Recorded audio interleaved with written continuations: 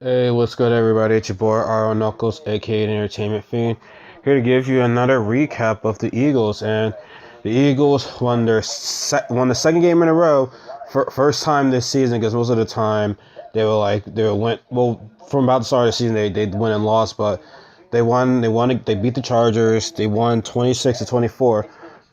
It was very close, and it could have been a lot worse. But the Eagles, I have to say, they played really well despite, the Chargers almost coming in and beating them. But I will get to that. Now, I kind of miss the actual first start of it. Like, I'm taking a shower because I thought it was coming in at 4:25, but it started at 4. So I come back to see Nelson Aguilar made a play from Carson Wentz. It was third and 3, and then the next play after that, they scored a touchdown. But what I didn't know was that the Eagles created a turnover on defense. Chris Long, has hit the ball out of Phillip Rivers' hands, and they probably could have been mad because I feel as though with that play, the Chargers were on a roll on that first drive. But defense made turnovers, and I also want to give a shout out to defense because Melvin Gordon did not have a good game. Now, I don't know if people are going to blame it on his injury because he had a knee. He was 100%, but still, he couldn't do anything today at all. Like, they stopped the run. Like, even without Fletcher Cox, remember the Eagles, Darren Sproles, big loss, but other guys managed to step up. The Fletcher Cox was out, but he wasn't out. He's coming back later in the season. Jordan Hooks came back, and Ryan McLeod came back. So, and not only that, Corey Graham is out. Jalen Watkins is out. Like, even with all these designated injuries, the Eagles are still find a way to win the game. But I really gotta give a shout out to the offense because they kept running the ball. And here's the thing: I think a lot of people, including myself, knew that one of the big key moments to win this game was the running game. Because remember, the Chargers are like 27 against the run. So it's like, okay, light bulb, we gotta run the freaking football. And that's what we did. Like, all the running backs had a great game today. Like, Garrett Blunt, like, he had a phenomenal game. Like, I think a lot of people were saying, he's not going to be say he was a bad pickup. And I was saying, he has a better offensive line in Philadelphia. Now, granted, it was bad because with Isaac Seumalo, it just wasn't working out. So last week, they're switching between Chance Warmack and Stefan Wazinski. And Stefan, I think it's no question that he's won that left guard spot. Instead of just giving it to Isaac Seumalo, you should have people compete for that job. Now, they were rotating Chance Warmack in the game, but it was no need for that. Like, they were better about him. But like Garrett Blunt, he rushed for 136 yards.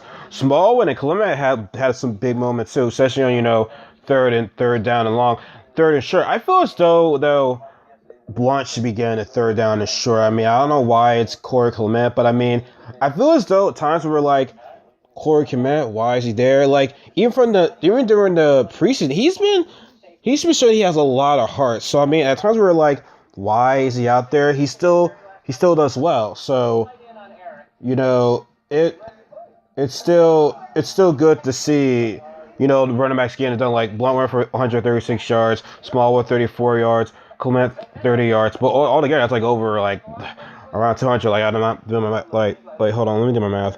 Okay. That's great. I don't feel like doing my math. That's at least close to those, like, at least 200 yards. So, like, it's just great to see us having a balance. Like, there's still no identity with the running backs.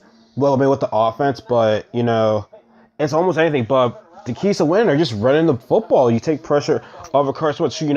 Had a decent game. He was 17 for 31 for 242 yards. But when you run the ball, of course your throwing's gonna come down, honestly. So that's common sense. But he made no turnovers, made great throws. They're good throws that he made to Torrey Smith, and Torrey Smith didn't even catch it. Like, Torrey Smith, man, like, you gotta start driving the ball, man. We have this. Granted, it's not as big as it was last year, but that's one of the key moments was not just receivers, but fellas just dropping the ball. Like, I don't know how that's an issue, and I mean, granted, it's no question that the receivers are a lot better this year than last year. I mean, no question about it. But one thing that definitely concerned me throughout this game was, we managed to score the one touchdown, but we did in that first half, but we only scored 2 touchdowns. The other scores were field goals. Like we kept making good plays when it came down, get the first down or at least get a touchdown. We failed to do that. We kept going for field goals and field goals. Now, I get the fact that you want to get points on the board. That's understandable, especially when you're in a way. But the more field goals you make, you're gonna get the other team in position to not to catch up on the game. Like, remember throughout the Phil Rivers was feeling it, man. He was on fire towards that second half, and we almost let them come back and win the game. So we had to find a better way to, we did put the game away, but it was too close call. This game could have easily been a blowout if we were to score more touchdowns. Like, no ifs and buts. Wait, how many touchdowns did we make? Pretty sure. Wait, 2 touchdowns. Yeah, that would be 14. Yeah, no, 4 field goals. 2 touchdowns, 4 field goals. Yeah. I was right. Yeah, 2 touchdowns and 4 field goals, man. That's just not enough. We need, especially when you're away, we gotta put more touches on the field. That was like one of my biggest issues with the game. Now, excuse me. In the first half of the defense, like I said, they were stopping a run, but like towards the end of the first half and towards the end of the second half, our secondary was just getting beat. Like, now we know that Ronald Darby's out. Jalen Mills, he's getting better, but he's not there yet. And Russell Douglas is only a rookie. Douglas was just getting beat by Keenan Allen. And at times I saw man to man, I'm like, oh god, this is not going to turn out well. And Keenan Allen still managed to beat him on a whole lot of times. And during the second half of the game, when we saw when it was like 3rd and long, the Eagles failed to stop him on downs like that, because those are key important plays that you have to do. You can't let them get the first one off a 3rd and long. Like, they're going to attack the secondary. Now, like I said, the front 4 did a great job, but there wasn't much blitzing because James Schwartz doesn't really blitz much, and our secondary isn't all that good. But I think when Ronald Darby comes back and Watkins, Graham, I feel so we're going to see a better secondary, because it's definitely better than last year. A lot better. This shows that we're not missing Nolan Carroll. Shows that we're not missing McKelvin. So thank God for those guys. But really, my dislikes about the game was just giving up key plays and not scoring enough touchdown.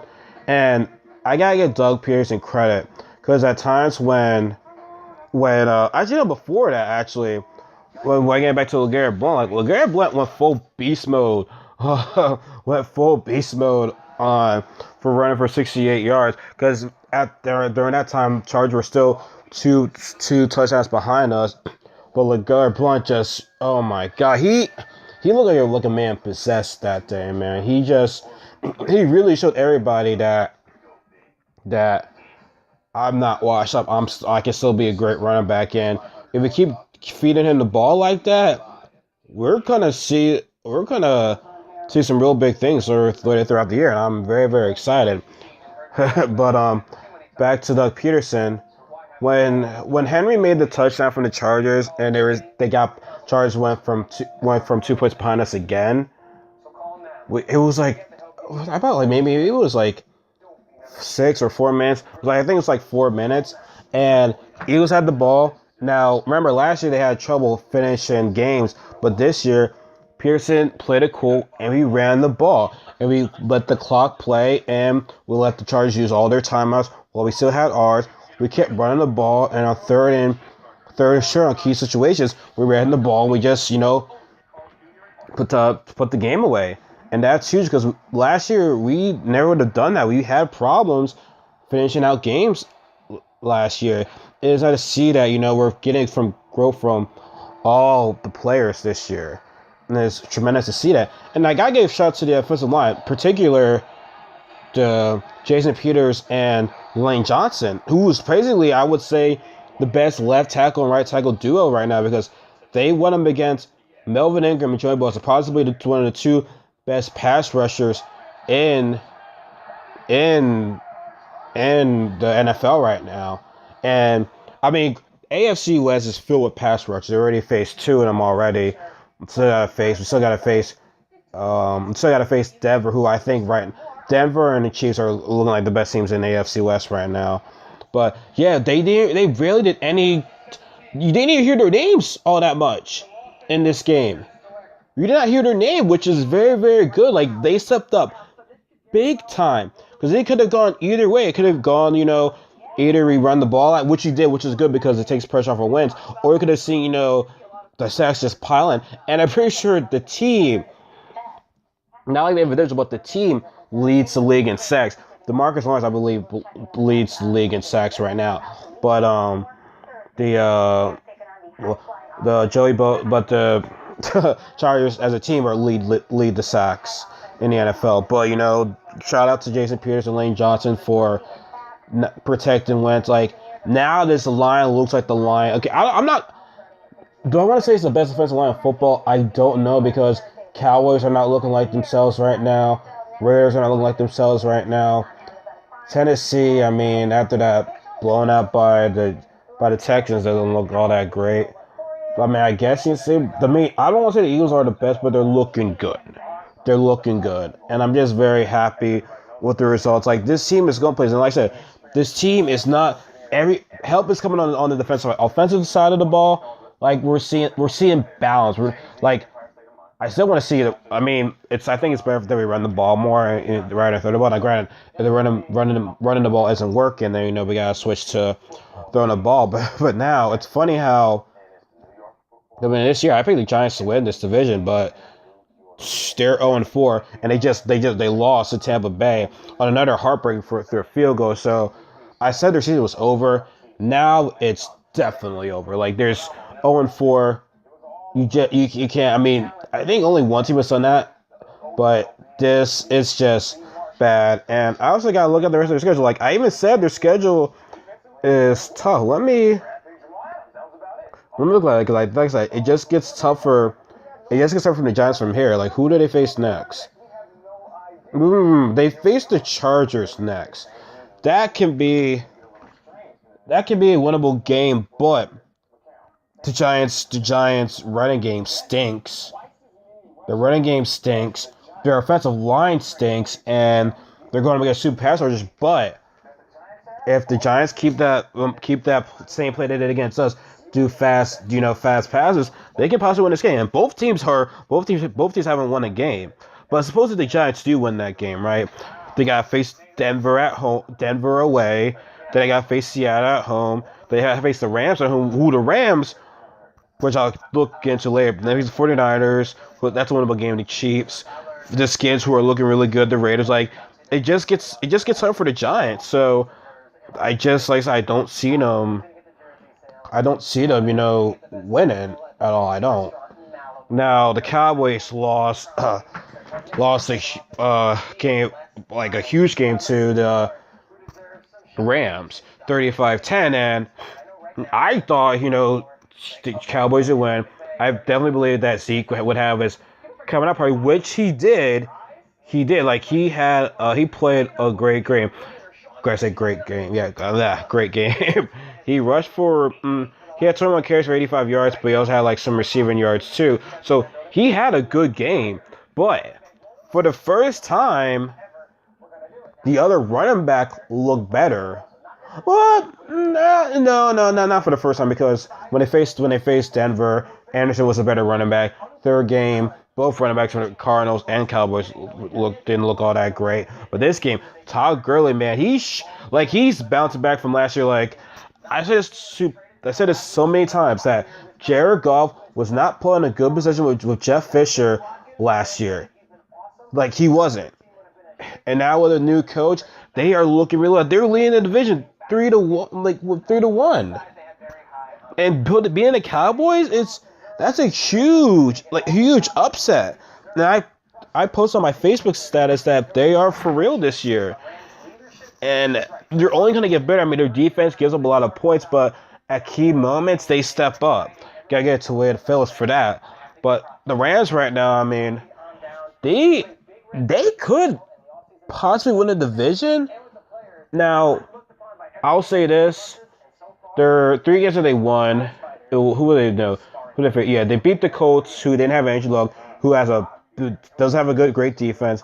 They beat the 49ers, who doesn't have a good defense either, and they beat the Cowboys, who does have a great defense either. Now, I do believe that the Rams are for real, but we're going up against a tough defense like Seattle, Arizona, pretty good defense.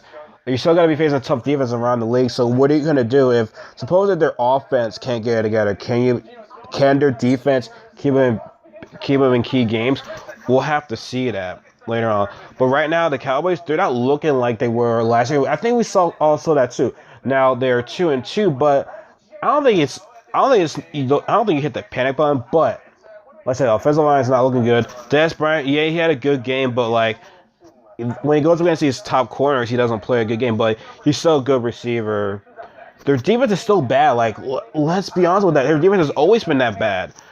And even without Sean Lee, I mean, he is their best tackle, like their best player on defense. Even without him, though, like they're still bad. They're worse. I mean, even with him, they're bad. But remember, they won the division without him last time. I mean, granted, you'd rather have him than not have him, but they won the division without him before. So, and plus, their offense, Cowboys' defense was their offense because they got them off the field. But this year, it just hasn't been working out well for them. But again, now I'm looking at the Cowboys' schedule because they have the toughest schedule out of the NFC East.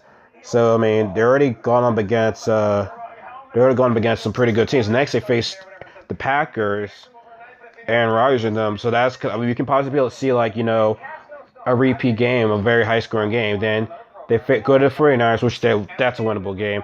Then they host the Skins.